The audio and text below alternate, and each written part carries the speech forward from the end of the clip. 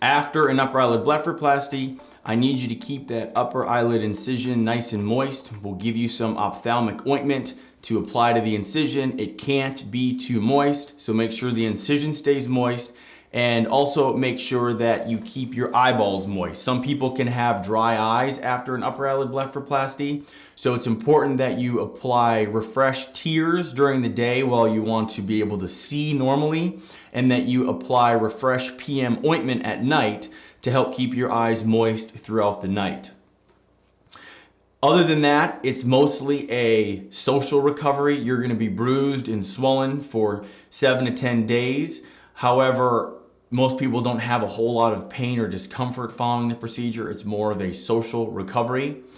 The suture is a running buried suture that I will remove in clinic after about 5 days. So we'll see you in clinic and I'll slide that suture out. It's not very painful, it just slides right out. And that is essentially the recovery following an upper eyelid blepharoplasty. You can exercise after 1 week if you feel up to it. You can go swimming and go underwater after 3 weeks if you feel up to it.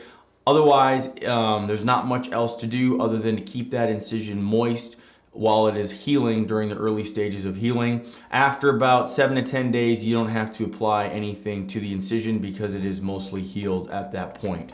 To learn more, check out our website where you can upload your photos and concerns as a virtual consult. You can also check out our price estimator to get pricing information for all the various procedures we offer.